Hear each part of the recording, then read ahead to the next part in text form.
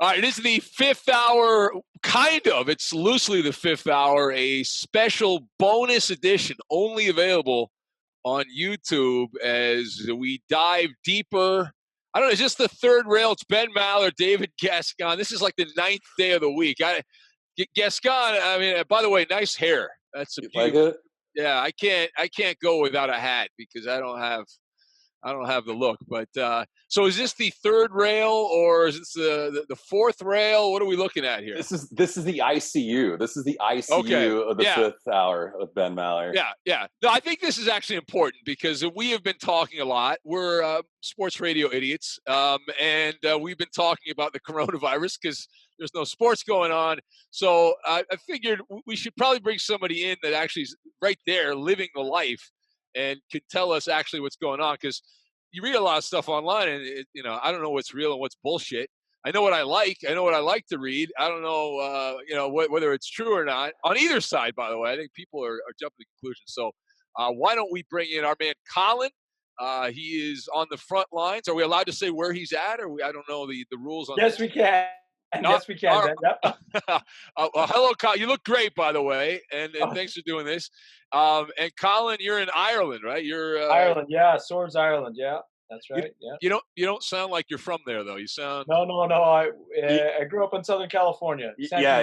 For full disclosure, Ben, he's actually a product of west of the 405. Oh no! I'm being tag teamed by west of the 405 guys. He's very, very elite, a doctor, well tuned with the streets of Manhattan Beach and of course Palos Verdes. So he's got some of your roots though. He's a graduate of Boston. So there you go. Those are my people. There you go. I did too. So when this first started in my hospital in Ireland, things changed sort of drastically over a 24-hour period, and then sort of continued to change over every following 24-hour period. We would hardly go 36 hours without a big change in sort of the way that we were doing things, the way that we were managing patients, how we were involving other teams and how we were getting patients sort of in and out of the emergency department. I suppose the biggest change came for me, it was back in March, would have been March 12th or 13th. Is when in Ireland, when we started to sort of see an increase in patients with COVID-like symptoms.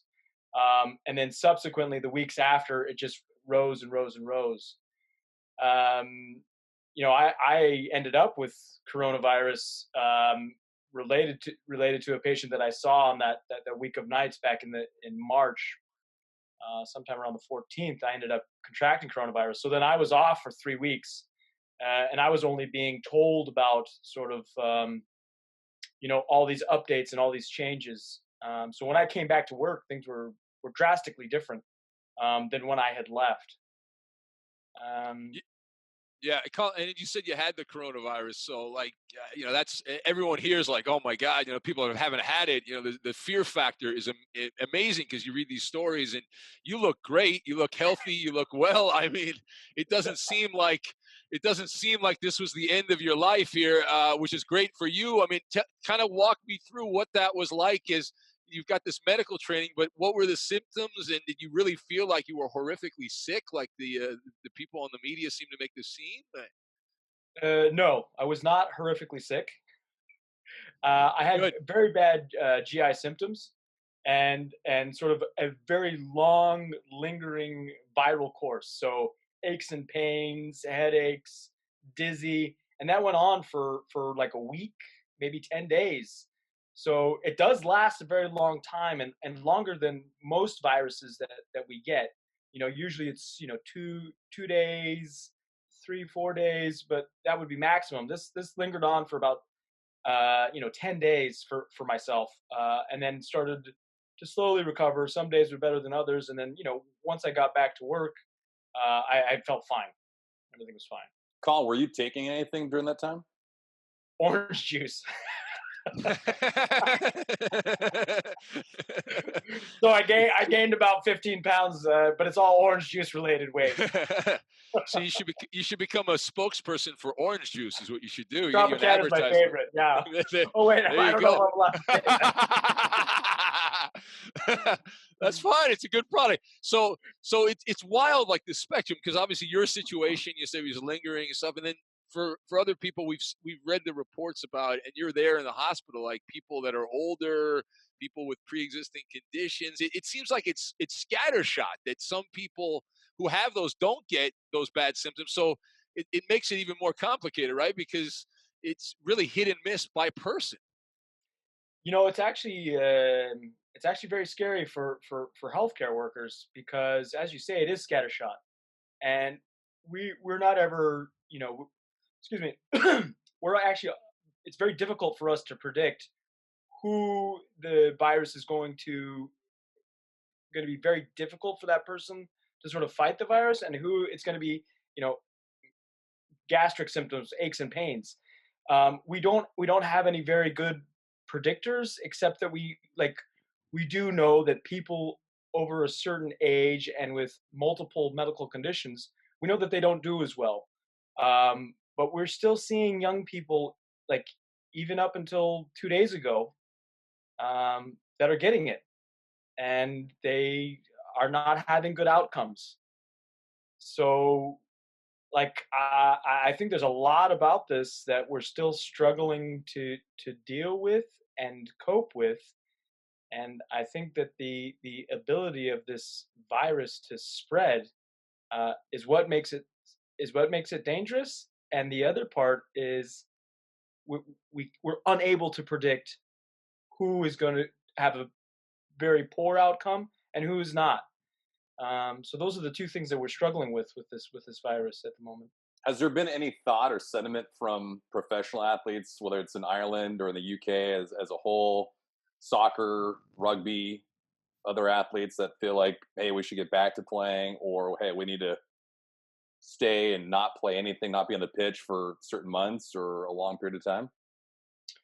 I've seen some things about rugby, and I believe it's the Southern Hemisphere guys that they've gone back to playing. They've sort of put themselves into an island, an isolation type island, and they're back playing. That was a report that I saw sometime back. I know that here in Ireland, the Six Nations, it's a rugby tournament between the countries. That was supposed to start back in March. March 14th would have been the first weekend of the Six Nations, and it was postponed, and it has been. I know a lot of the rugby players are wanting to get back, but it's just not feasible at the moment. I've seen some reports about football players in the UK wanting to go back, but again, I'm seeing reports about uh, there was a young football player. I don't remember the team that just passed away recently because of COVID-19. So it's, as I say, we're not able to, the statement that we as physicians and the medical community that we put out in the beginning, like, it doesn't affect kids. It only, it's only dangerous if you're over 65. Well, that's not necessarily true. I mean, it's mostly true, but you can't use it as a blanket statement. So it's hard to say when sports will resume in Ireland or in the rest of Europe. But I would imagine that football will find a way to get back on track. There's too much revenue to be lost to keep it closed down. Yeah, and Colin, what's life like in Ireland? We're in LA, your old hometown, and the politicians here have locked us up, cooped us up here for several more months. They've decided we need to wear masks while we're outside, even, which I'm annoyed by. But like, what's life like in Ireland? Are people out, or is it different now? I assume they had stay-at-home orders, but is it what's it like day to day when you go out and go shopping and things like that? Uh, here in Ireland, we never like it was never compulsory to wear a mask. So if you were wearing a mask, it was because you chose to. Um, People would wear gloves if they wanted to. There wasn't any, massive enforcement that I came across. There have been a couple of checkpoints on the weekends about where are you going, where are you off to, and for me it's not a problem. I'm going to work, so I show them the ID. But there was initially a 2 kilometer limit that you had to stay within 2 kilometers around your house initially, and that was just changed on the 5th that you go 5 kilometers, and then on the 18th it changes again to 20 kilometers. So to be honest, here in Ireland, it's has appeared very sort of uh, open, or there hasn't been a lot of restrictions. Now, my wife has been in Poland throughout all of this, and when they went on lockdown, that would have been March 7th. They went into full lockdown. They closed all the borders, nobody in or out, and they had police on the streets, telling people over loudspeakers, stay 2 meters away from other people, stay indoors, and that has continued in Poland. They only just recently, at the beginning of this week, opened the malls. So, in regards to sort of lockdowns, Poland has been, very sort of by the book, drastic, stay indoors. Like you had to wear a mask, or the police would stop you. Ireland has sort of been, a little bit more relaxed in their approach. But it sounds to me like in the U.S., it's sort of all over the place. Depends on what county you live in, not even which state. So Yeah, it is. That is true. It's a state by state situation. Like some places, my brother lives in Wisconsin, and they just open things up. I know Florida is starting to open up. Georgia's starting to open. So yeah, and these people are going to travel to the other states. So it seems kind of pointless in my opinion. I want to go back to you having the coronavirus, though, Colin. You know, one of my thoughts, and this is my Michigas here, is I think, well, maybe if I got it, then I would feel like I feel some kind of superpower, like I'm Superman or something. Do you feel immunity passport? exactly? I'd be like, all right, I'm gonna go out. I don't give a crap anymore. But like, is that even true? Do you feel like you've had it, and that this is something that you're not, you don't have to worry about? That have there been people that have gotten it again? I mean, I'm just, and is this something that we should actually think is not the worst thing? If you get it, it's not that bad. Then you do have the immunity. Right. So look, everything that we've learned in science, in medicine, everything that we're teaching in medical school, this accumulation of knowledge for over 100 years. When you get a virus, your body takes part of that virus, memorizes it, and prepares you for the next one. So everything that we've learned would tell us that we do build immunity. However, everybody builds immunity differently. Some people will maintain immunity for a lifetime. Others may lose it after a year or two. It's very individualistic. So, like, when I went back to work, I did feel a bit like I had a superpower, and I was walking around without a mask.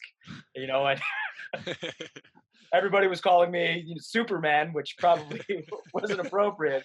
But like you do, I do sort of feel a little bit more like, well, the likelihood of me getting this again isn't high. But South Korea has information that they had a spike again in cases, of people getting it again. So of course it's possible to get again, just like it's possible to get the same flu twice in 1 year.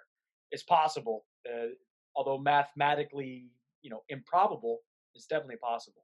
And the one thing Colin's going to ask you is, have they talked about just the lifestyle alone, whether it's in Ireland or Poland or Germany, with the way that, because you're talking about like demographics, you're talking about lifestyle, you're talking about dieting. Like in the United States, obesity is one of those things that's really high up there. Like we live on fast food. We're not like a 9 to 5. We're like a a 9 to 9 on how we operate and how we work. So we don't have these, daily siestas and partying and family work-life balance. So do you think that plays into a factor of how we're more impacted than maybe other parts of the world? It's very interesting to me that the U.S. has had such a huge number of cases. I'm really surprised. It really makes me, you know, think about sort of China and what their numbers are actually like. Um, just because like the population density in China is large, so there's a lot of people per 1 square meter or kilometer or however you want to calculate it. It would be very similar in some cities to what it's like in New York. And I've seen what's happened in New York, and to think that that didn't happen in China, I'm very suspicious of how that's possible. And as you're saying, Dave, is it related to diet? Is it related to lifestyle? Yeah, yeah, you're right. It could be because I know, like in Poland, they went on lockdown early, right? Poland has a population of 40 million. Ireland has a population of 4 million, but Ireland still has more cases and more deaths than Poland has.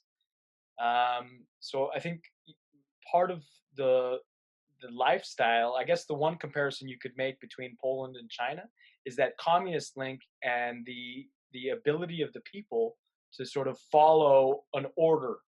The order is you get inside, you wear your mask, and everybody does it. In the West, we're not doing that. In fact, you've got healthcare professionals standing in front of cars saying, like, what do you stay home? Like, we know that this thing is very virulent and it spreads very easily. Stay at home. And they're out there with their guns. This doesn't. So there is some lifestyle part of this.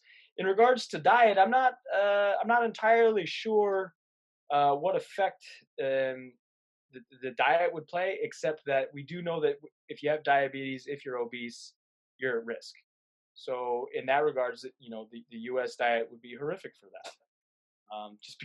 Just because we have all the fast food stuff, the additive stuff, and in in European countries, it's more from the stable to the table. Like it comes via faster, more direct route, less preservatives, less antibiotics. So maybe you do have a point there. I'm not entirely sure what the evidence is as of yet. So Colin, like, what's the end game? I mean, the politicians here in the U.S. say, like in L.A., we need a vaccine, and things aren't going to really open up. They pretty much implied that things aren't going to open up again until we get a vaccine. Is that actually realistic? Is this something that we should wait for? Can we do that? I mean, the economy, that's a big part. People are going to feel the effects of that if we don't get back to work, and people are going to lose jobs and have poverty and whatnot. So, what would your advice be? Do you think it's realistic to get a vaccine in the next year? So look, we've seen this. We've seen coronaviruses before, right? We saw it with SARS. What was it? 2009. We saw MERS. Sorry, excuse me. SARS was 2003. MERS 2009. Now this is just another variation. We weren't able to get a vaccine for either one of those two. So I don't know. I don't know if it's going to happen. I know they're working on it. I know that there's two in the U.S. that they're working on. There's 3 in China. Oxford's working on something. But look, Ben. I think you're right. I think that at a certain point, we gotta go back. We gotta get back to work. Go back to school. We gotta go back to work. Because like you're either gonna get it or you're not gonna get it, and we're gonna have to deal with those repercussions anyway. In fact, Iceland had some really interesting information that 50% of people in Iceland that had coronavirus were walking around asymptomatic. So, I mean, like, we're missing something here. We're not getting all the information, and we're not doing we're not looking into this sort of Iceland thing. Like, 50 people, 50% of people with coronavirus are walking around asymptomatic. Wait a minute. Why is that? What is it that they have? What have they done? What vaccinations have they had? What lifestyle are they living? Uh, like, so we're looking at all the wrong things, I think. And I don't think that, look, yeah, vaccine will help, but I don't think it's the answer. So what have you told people then, I guess, in terms of how they live in Dublin? Like when you've seen patients, whether they've had a common cold, the flu, or they've contracted the coronavirus, how do you tell them to live once they get out of the hospital? So, like, my my advice to everybody is don't smoke, don't smoke, don't smoke. That's always my advice. Yeah. And then, depending on their symptoms, depending on what their lifestyle is, and depending on their level of health, when we're discharging them, we tell them to self-isolate for 14 days. If we suspect that they have coronavirus and they're stable to be at home, we send them home and tell them to self-isolate for 14 days. Somebody that has come out of coronavirus and survived, well, we don't know enough. So I would just sort of, go back to, my common advice, which, take care of yourself, drink lots of water, eat good food, don't smoke. Like, it's not that hard. It's really simple, and to take good care of yourself and to prevent yourself from having medical conditions, because ultimately, it's about prevention. Once you have COPD, lung problems, once you have problems with your kidneys, once you have problems with your blood pressure, well, it's done. The damage is only going to accumulate, and it only sometimes accumulates faster because we give people medications to treat the symptoms instead of treating the problem. So we treat the symptoms, you feel better, but you don't correct your behaviors that have caused your underlying condition. So, I mean, I don't, I don't want to get on the preventative medicine horse about, taking care of yourself, but ultimately that's how you achieve good health. Spoken like two guys that splurge a bit on Mexican food, Colin and Ben. So, hey, I love burritos and tacos. Hey, wait, hold on. How's the Mexican food in Ireland? I can't imagine. Awful, man. Oh my God! I have to make it myself. The further you get away from Mexico, the worse the food gets. It's wild. Yeah. I've lived that. I know. Hey, don't even ask about the Mexican food in Poland. Don't even ask. Hey, did you have you gotten your plasma? Have you actually gotten your have you gone and gotten some blood work done after you contracted it and then had your plasma drawn? So look, the WHO came out and said that we're not finding the immunity. So I think that at the moment we don't have the right test. No, I haven't had my plasma tested. So I'm not sure if I have any antibodies or immunity, but as I say, like, I'm based on everything that we've learned in Western medicine, it would lead me to believe that I do have it. I don't have evidence that I have it, but I do have it. They did come out recently with something that showed that it can be transferred via semen. It can be in your sperm, like the Zika virus was. So that's something that's concerning because we don't know how many people have acquired it that way. That's not something I'm even asking. Of the patients that come in, and because that's only relatively recent, maybe 2 weeks. So I hadn't been asking that for the last month and a half, and so it's a possibility that it's going to spread that way, and it's going to affect future generations in some way. But there's still a lot unknown. How do you handle this with a wife and kids then? Because obviously, being in Poland's drastically different than being in Ireland, and so, like, what's that approach for you? And are you going to keep them out there for a while, or what? So yeah, look, unfortunately, the lockdown has sort of been, Ben mentioned it earlier. Like we just sort of keep, every 2 weeks. Well, it's another 2 weeks. Well, it's another 2 weeks now. It's another 2 weeks. So um, a month ago that was okay, just extending by 2 weeks. But it's we're now talking about July before flights are going to reopen, and it's getting difficult. It's getting hard. I miss my family. I miss my wife. I miss my kids. But we know when we made the decision that she was going to stay in Poland, it was a very conscious decision. We knew that I was high risk, and our youngest was only 5.5 months, close to 6 months at the time, and we didn't want to take the risk. And look, I ended up with it, so ultimately we made the right decision. Hopefully, I'm going to be getting them home pretty soon here. Um, we're gonna get her home soon, so we can all be together.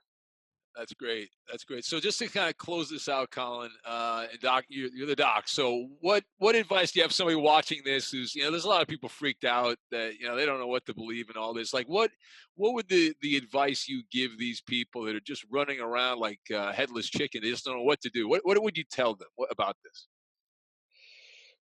Look, I mean, it's easy to say, stay calm, but it's really what you need to do, because there is so much unknown about this virus, and because it is very contagious, um, and we're unable to predict who it's going to hurt and who it's not going to hurt.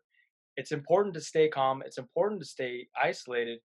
And I know I sound like a broken record, but that's the safest way to continue to move forward. That'd be so sorry, Ben. We're not going to be opening up tomorrow. No burritos for us. That's not what I wanted to hear, Colin. Can you change your answer? Can we do take two here? Can you give me a different version of this, please? Yeah, Ben, I wish I could, Ben. I wish I would be able to say like, okay, this is it. We're coming out of it. But just like, I actually thought we were. I was of a similar opinion to you, Ben. Like, we're coming out of this thing. And then last week, I sort of had a bunch of cases again, and people that were very sick, and people that were young. And I was very surprised. So I sort of changed my opinion that we need to continue, lockdown, isolate, hunker in place, whatever it is. We just need to keep going until the summertime comes, and we've got the radiation. I think will kill the little bugger. Nothing else. See, that's positive. See, that was actually positive. Like I like. See that you ended on a positive, right? The summer killed the bugger. I like that, Colin. Good job. Oh, there we go. Perfect. Let's get some bumper stickers. Listen, even though you're west of the 405, I like you. You seem like a cool dude. You're helping people out. You're a hero for doing that. We thank you, and I appreciate you coming on. Yeah, thanks for having me, Ben. It was nice talking to you. Nice meeting you.